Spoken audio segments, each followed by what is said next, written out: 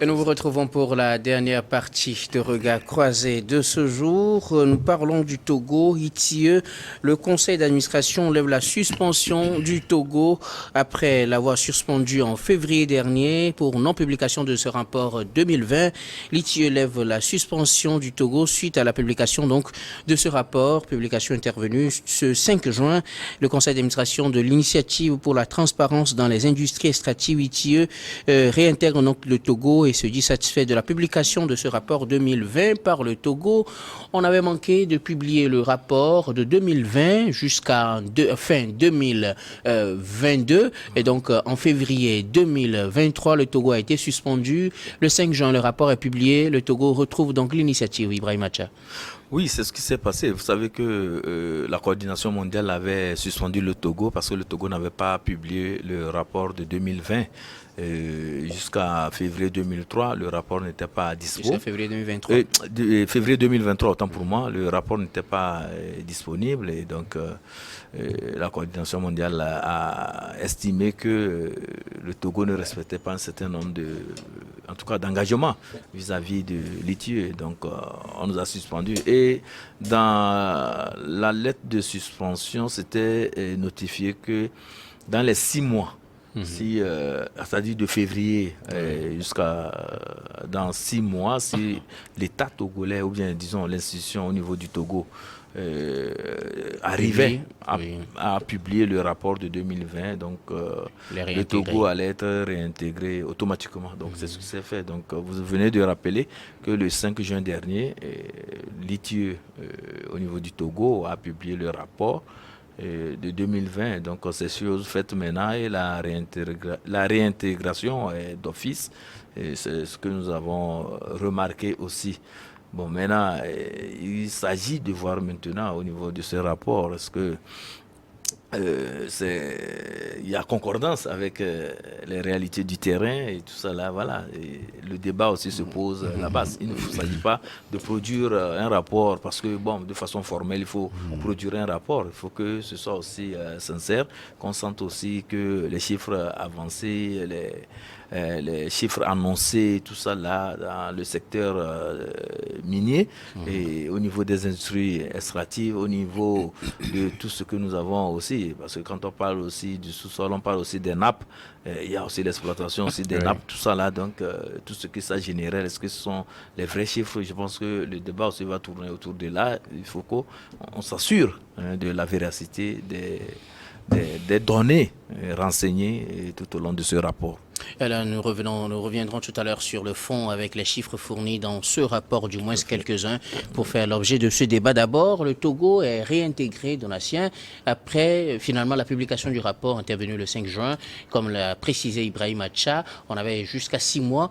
Si dans cette période de 6 mois, on republiait le rapport 2020, on devait être réintégré, c'est chose faite. Oui, mais bon, j'aimerais pas attaquer le débat sur ce terrain. Ibrahim Macha a touché un peu le côté, c'est un à côté. En vrai, est-ce que les choses publiées sont ces choses-là qui sont sur le terrain? Moi, j'aimerais parler un tout petit peu de ces industries-là. On reviendra tout à l'heure sur le contenu du débat. Vos appréciations, en tout cas, par rapport à l'intégration du Togo. Oui, le Togo a fait ce qu'il devrait faire en la matière, mais bon, pourquoi ne pas avoir eu à produire le rapport à temps pour être suspendu? Ça aussi, il faut questionner ceux qui ont cette charge-là de véritablement produire vous savez que votre charge, c'est de pouvoir produire un rapport. À temps, vous ne l'avez pas produit. C'est un manquement à votre devoir. Là, il va falloir que, ceux qui sont en charge de ce dossier puissent savoir de quoi il s'agit. Mais bon, félicitations au Togo qui a sorti ce rapport et puis qui est réintégré dans l'ITIE. L'essentiel, on reviendra dessus, c'est le contenu, ce que subit les endroits où on fait de l'extraction. J'aimerais en parler parce que il y a un secteur qui me tient vraiment à cœur, c'est ma terre natale. Robert Kossignan a quitté, même son de cloche, le Togo suspendu en février, a réintégré, parce que finalement, on est dans les délais dérogatoires, en tout cas pour publier le rapport après la suspension. On avait 6 mois, on l'a fait en juin, et donc on est réintégré.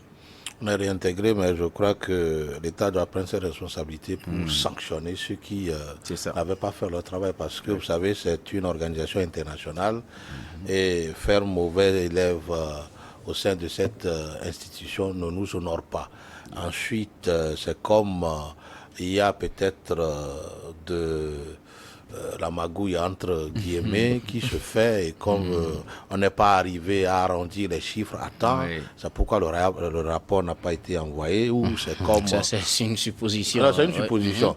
Et tout ça là ne montre pas une belle image de notre pays au sein des concerts des nations, avoir tout l'effort que consent le chef de l'État et son ministre des Affaires étrangères pour intégrer le Togo dans les grands standings des pays en voie de développement et tout, pour attirer plus d'investisseurs.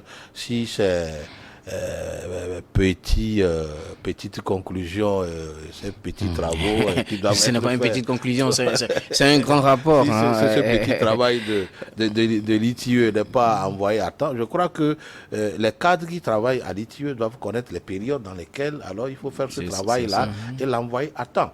Alors pourquoi ils ne l'ont pas fait? Il faudrait que le gouvernement alors mette de l'œil pour voir ce qui a fonctionné, ce qui ne l'est pas, pour voir alors sur la main de qui faut-il taper pour donner plus de leçons aux autres. Parce que vous savez, ce qui manque aujourd'hui à notre gouvernement, c'est d'aller peut-être...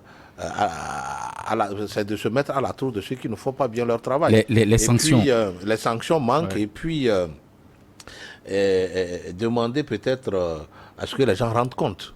On ne demande pas à ceux qu'on donne peut-être des responsabilités à divers niveaux de rendre compte. Donc ça aussi manque à notre gouvernement. Et puis c'est ça qui a fait que ces gens sont restés peut-être dans la médiocrité pour ne pas envoyer à temps réel ce rapport qui a fait que nous étions décriés de par le monde que voilà, le Togo a été sanctionné. Merci pour cette fois-ci que nous sommes réintégrés, mais que plus jamais cela ne se passe ainsi.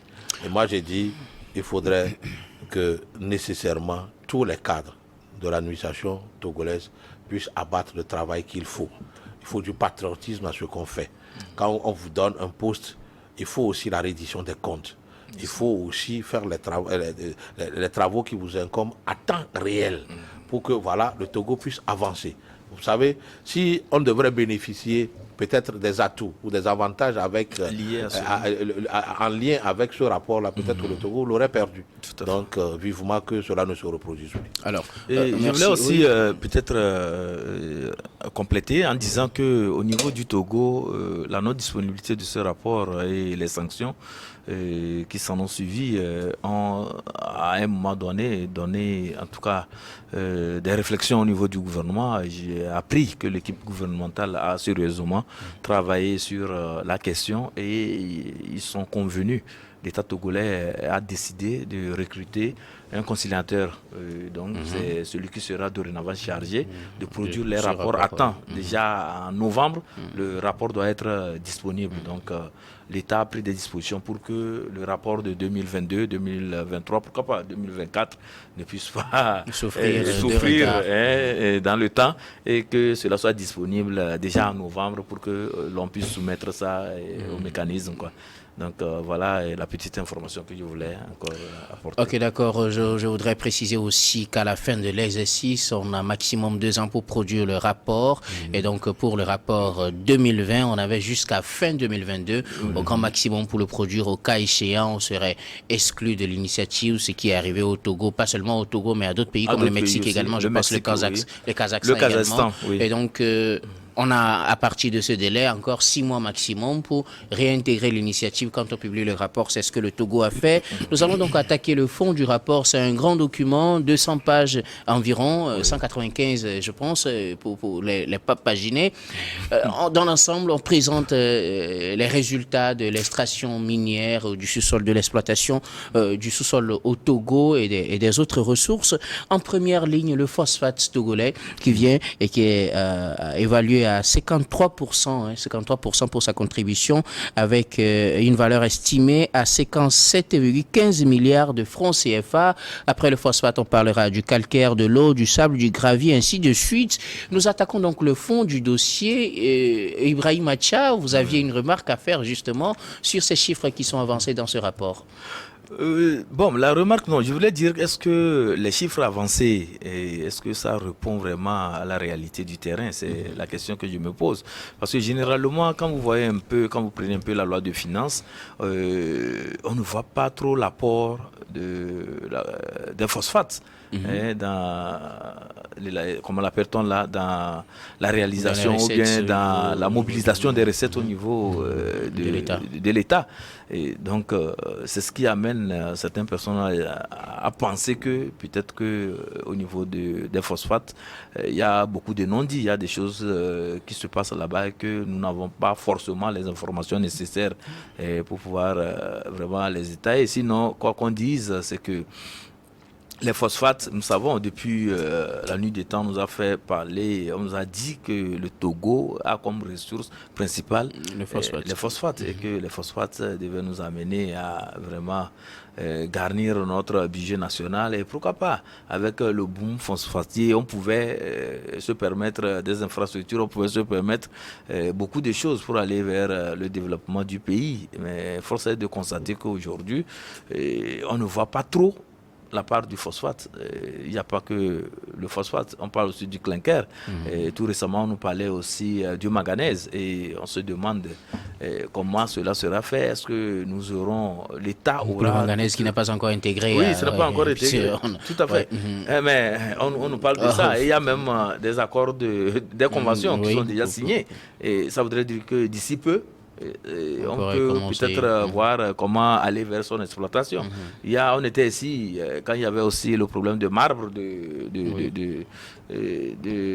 j'oublie un peu, Agbandi ou bien c'est quel village là où on exploitait le marbre là. Mais après quelques années, c'est fini. Le chantier est, disons, bloqué. Et bon, on n'a plus en tout cas, des informations sur l'exploitation du marbre. Et le partenaire privé qui était sur ça a plié bagage, c'est fini. Bon, on n'en parle plus. On ne sait pas comment ça s'est passé, comment les choses sont passées.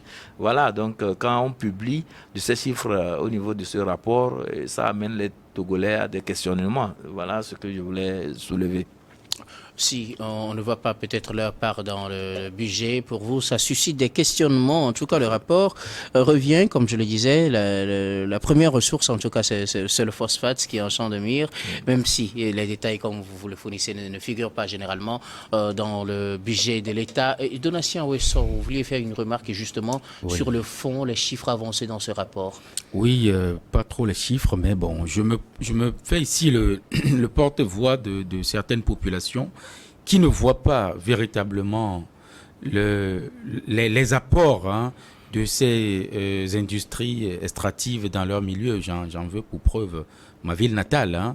Je parle de Yotor, je parle de Tablibo, qui pratiquement là-bas a 4 usines. Mais bon, allez-y voir un tout petit peu comment vivent les populations. Il va falloir que l'ITUE mette un peu ses yeux dans l'extraction et puis comment la gestion est faite, c'est pour que la vérification des chiffres et puis la réalité du terrain que vivent les populations. Une population ne peut pas avoir sa terre être utilisée et puis manquer d'eau, manquer des infrastructures nécessaires. Je me dis, au Togo, normalement, les endroits qui doivent être prisés, c'est premièrement la côte. Là, je parle du port. Les encablures de l'aéroport. Et après, la Rotoué et ses encablures. Normalement, et après le pays, ça, parce que les ressources n'appartiennent pas. Je suis d'abord en train de Nous n'allons pas faire de distinction. Non, c'est pas une distinction. Il faudrait que ce soit équitablement réparti. Équitablement réparti, mais l'endroit, le fruit tombe d'abord sous le fruitier avant de rouler vers un endroit. Le fruit tombe sous le fruitier avant de rouler vers un endroit. Il faut que ces endroits soient d'abord mieux développer avant qu'on ne voit une mère qui est en train de donner à manger à son enfant doit quand même lécher un peu les doigts, mais pas quand même vider le plat de l'enfant. Donc, ce que je voudrais dire ici, c'est que ces territoires, ces endroits ne bénéficient pas, selon moi, ça c'est ma lecture de la situation, ne bénéficient pas normalement de ce qu'elles devraient bénéficier. Si vous allez dans le Yoto, je parle de là, l'endroit où je connais mieux, non mais, il n'y a même pas la voie qui quitte depuis le commissariat jusqu'à l'hôpital, devant la préfecture et le tribunal. C'est pas mon grand frère Robert Kossigan qui me dira le contraire. Non, il faut quand même qu'on puisse voir le bien fondé de ces extractions, que ces populations puissent en bénéficier. À côté de nous ici, des gens ont les dents jaunes. Est-ce qu'on a pensé à commencer par gérer ces pathologies-là que les gens sont en train de développer avec l'extraction du phosphate? On pourra me dire qu'il y a des choses qui se font que nous ne savons pas. D'accord. Si ça se fait, bon vent à cela, que ça puisse véritablement... cela puisse s'exprimer au vu aussi de tout le monde. Et qu'on voit les retombées. Voilà, et que tout le Togo, qui a été béni, dont le sous-sol est béni par le Créateur, que ces ressources-là profitent et que les populations puissent en bénéficier, comme vous l'avez dit, pas seulement les endroits où c'est extrait, oui bien sûr, mais les endroits où c'est extrait, il faut quand même que ces endroits-là puissent mieux bénéficier. Donc c'est ce point-là que j'ai voulu rappeler. C'est pas, je ne dis rien à nos autorités, mais je rappelle ceux qui savent déjà qu'ils en fassent davantage. Je sais qu'elles en fassent davantage, qu'elles font déjà leur effort, mais que cela puisse se ressentir encore, que les gens dans ces milieux sachent que véritablement notre terre qu'on est en train d'exploiter nous profite. Merci beaucoup. Donatien Ouesso, Robert Kossigan, écoutez, nous attaquons le fond avec les chiffres avancés par le rapport, dans ce rapport-là, publié en ce début de mois de juin. Une observation sur les apports de ces ressources au Togo, une observation de façon générale? Je dirais que c'est des chiffres avancés sur papier dont nous ne remarquons pas son impact direct sur l'économie togolaise et les populations. Je prends le cas de SNPT, dans le temps OTP. Nous savons, prenons d'abord l'entreprise elle-même, son fonctionnement. Quand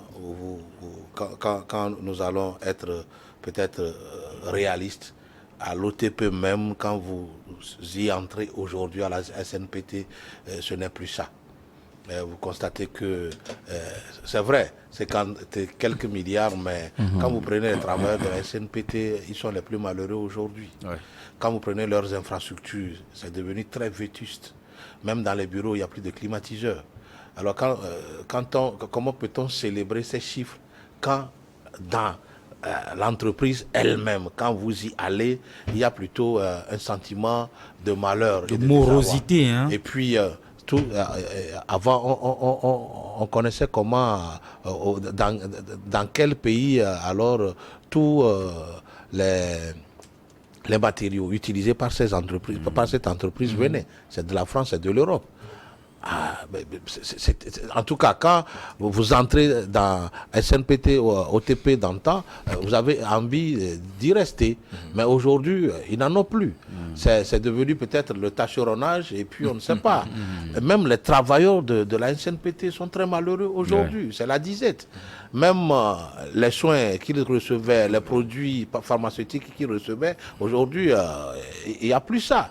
C'est comme la nuit et le jour, la réalité de l'actuel SNPT et de l'OTP dans le temps. Alors ça voudra dire quoi? Que ça, c'est des chiffres qui peut-être font sourire quand on les lit, mais en réalité, ça n'a pas d'impact sur l'entreprise elle-même et toutes les composantes de cette entreprise. Voilà. Maintenant, si nous prenons le cas de Yoto, je vais dire que les entreprises minières de Yoto mettent des sous à la disposition de la population et que ce sont les responsables à divers niveaux, à Yoto même, qui dilapident ces fonds. Ça, il faut être sérieux. Et puis le gouvernement de Faure Gnassingbé n'a pas laissé la préfecture de Yoto. Ça, je vous donne les preuves. Même la fois dernière, pour un besoin d'hôpitaux, le gouvernement, non seulement qu'il donne les moyens, mais a demandé à ce que les deux entreprises, c'est-à-dire Scan Togo et Wassem, puissent mettre 350 millions pour développer l'hôpital de Yoto. Mais comment l'argent là est géré? Vous savez, on peut vous donner de l'argent, mais quand vous n'êtes pas unis pour décider de comment mettre cet argent-là au profit de vous-même, qu'est-ce que le gouvernement peut faire? Là, il faut sévir. Donc, moi, j'ai dit, dire que ces entreprises-là n'aident pas Yoto, c'est faux, puisque Ouassem a peut-être un montant qu'il donne chaque année à Yoto. Scan Togo aussi le fait. Mais ce sont les dirigeants ou les responsables à divers niveaux politiques et tout, de Yoto même, qui se mettent beaucoup dans la poche et que, alors, venir développer le milieu. Ça, faisons cette exception. Maintenant, pour ce qui ressort des chiffres annoncés là-bas, si le gouvernement même voit que, ok, ils ont une bouffée d'oxygène de par ces moyens que leur donnent les esprits miniers ou les esprits extractifs, Dieu merci. Mais s'ils voient qu'ils n'en tirent pas au maximum profit, à eux de réajuster leur contrat pour que puissent vraiment tirer assez de profit et surtout penser aussi à ceux qui travaillent dans ces entreprises-là. C'est important.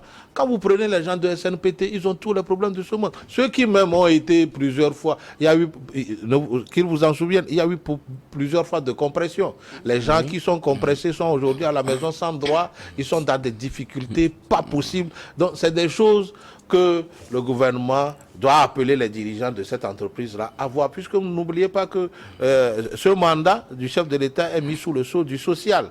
Et ça aussi, c'est du social. Il va falloir que vraiment la SNPT d'aujourd'hui puisse être à l'image de l'OTP d'antan, autant de directeurs comme Patassé et autres, qui savaient comment alors donner de la force et du courage à ces travailleurs qui alors amenaient des produits, qui donnaient plus de moyens à l'entreprise. Aujourd'hui, tout est vétuste, tout est obsolète. Même le train qui roule, prenez les rails, prenez même, allez-y même à l'OTP, allez voir l'état des bureaux et tout est désagrégé. C'est moi qui vous dis la vérité. Même M. Kézier, le directeur, ne dira pas que je suis en train de mentir. Alors, donc, l'un mis dans l'autre, si l'État voit qu'il a beaucoup de moyens, qu'il tire vis-à-vis de ces entreprises extractives et tout, Dieu merci. Mais s'il voit que non, il ne tire pas alors le moyen de moyens conséquents, à eux de revoir comment régler alors les histoires de contrat, comment mettre peut-être leur œil dans la gestion des ressources et tout, pour pouvoir tirer le maximum de profit et le mettre au service social peut-être du Togo et son développement. Alors sur ces industries extractives, je rappelle qu'elles ne sont pas seulement localisées dans le Yoto, effectivement. Non, j'ai voulu corriger quelque chose. Par rapport à l'intervention de Bastien. Et nous allons rappeler qu'il y a, en tout cas ce qui concerne ce rapport, nous parlons des chiffres avancés par rapport à l'exploitation. Mais dans la répartition des ressources, c'est carrément une autre affaire. Comment vérifier au niveau du vécu quotidien les revenus de ce qui est affiché dans ce rapport? Ce sera peut-être dans ce que nous observons. Mais aujourd'hui, est-ce qu'on peut dire que c'est ces revenus qui sont mal répartis, ou bien il y a un autre problème? Je veux parler de corruption ou de mauvaise gestion qui fait qu'on ne voit pas l'impact de ce qui est avancé dans les documents, parce qu'il se peut qu'on ait quelque chose dans le document et que dans les faits, parce qu'il y a d'autres phénomènes qui font que cela ne s'exprime pas dans la réalité. D'abord, autant de la CIMAO, quand vous rentrez dans le Yoto, on ne vous dira pas qu'il fait bon vivre. On ne vous dira pas que la CIMAO était une entreprise prospère. Et qu'est-ce qui explique que cela a changé selon vous? Mais aujourd'hui, quand vous rentrez, vous ne sentez plus rien. Qu'est-ce qui explique cela? Ça voudrait dire que quelque part, l'État peut-être n'a pas l'œil sur ce qui se fait réellement. C'est ça, c'est pourquoi je dis il faut qu'on sévisse. Est-ce que les dirigeants de ces entreprises-là rendent compte fidèlement? Est-ce qu'ils déclarent tout ce qu'ils trouvent là-bas, tout ce qu'ils amassent comme fonds? Est-ce qu'ils le déclarent au fisc et à l'État? C'est aussi ça la réalité. Il faut veiller à ce que ce qui est exploité soit déclaré. Voilà, le problème, je voulais ajouter, oui, le problème c'est que, vous savez, dans le cadre du partenariat public-privé, il y a des privés qui ont acquis aussi des actions au sein de ces structures. Et ça fait qu'avant, quand vous parlez de CIMAO, avant, quand vous parlez de OTP, c'était l'État qui avait le monopole du contrôle de la gestion de la chose. Maintenant, avec les partenaires, ça, bon, je ne sais pas. le partenariat public-privé, est-ce que ça nous avantage? Je pense que c'est un autre débat aussi. Au cas du SNPT, je pense que l'État a repris la main. Avec la Société Nouvelle des Phosphates, c'est l'État qui a repris la main. Non, pas forcément. C'est avec IFG que l'État avait privatisé. Non, mais je pense aller encore au renseignement, aux informations, je pense que l'État n'a pas chose. Mais ce que je vais terminer pour dire que l'État a fait l'option d'aller vers l'ITIE parce que c'est pour pouvoir lutter contre la corruption. C'est dans le cadre de la bonne gouvernance que l'État a adhéré à cette initiative. Et cette initiative confère à notre pays certaines responsabilités, une certaine respectabilité en matière de gestion, de bonne gouvernance. Mais les chiffres que l'on décline le plus souvent, je pense que l'État doit faire un effort nécessaire pour s'assurer que les entreprises concessionnaires là livrent les vraies informations.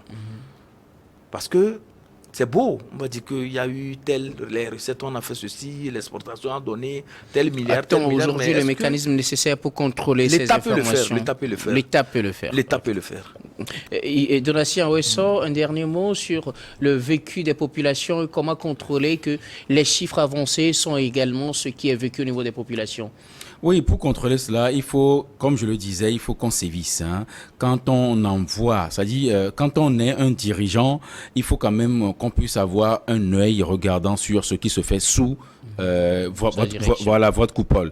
Donc, si l'État pense que quand on a responsabilisé certaines personnes, ça suffit déjà, ça ne passe pas. Donc, il faut quand même qu'on puisse sévir, qu'on puisse chercher à savoir véritablement qu'est-ce qui se fait trimestriellement, ou bien semestriellement, ou bien annuellement. C'est ça qui manque un peu. Et quand on arrive à attraper certaines personnes, je vais le dire ainsi, il faut qu'on puisse leur infliger des sanctions. C'est parce qu'on laisse couler, d'autres personnes aussi voient que on a laissé passer, on a laissé passer X, ce qui veut dire Y aussi, on pourra laisser passer. Donc moi, je voudrais ici, quand on prend et quand on diligente des audits, quand on arrive à faire des enquêtes et on arrive à détecter qu'il y a une personne qui s'est rendue coupable de corruption, qu'on sévisse et que cela soit publiquement publié, si je peux pléonasmer ainsi pour que des gens puissent comprendre qu'il y a des choses auxquelles on ne touche pas. Ce qui appartient à la République, c'est un truc de res publica. On ne touche pas. C'est pour toute une population. Pourquoi d'autres personnes vont s'accaparer comme dans le Yoto dont on parle? J'en ai eu vent que annuellement, ça se passe ainsi. Mais bon, ça, je suis sûr que nos autorités sont au courant. Et il faut qu'ils tapent du poing sur la table. Et ceux-là, du début, du moment où il prenait jusqu'à maintenant, qui rendent des comptes. Merci beaucoup, Donatien Ouesso. Merci en tout cas à vous, Robert Kosiga, à côté à Ibrahim Acha. Et à vous, Donatien Ouesso. Grand merci à vous, très chers téléspectateurs, d'avoir été des nôtres.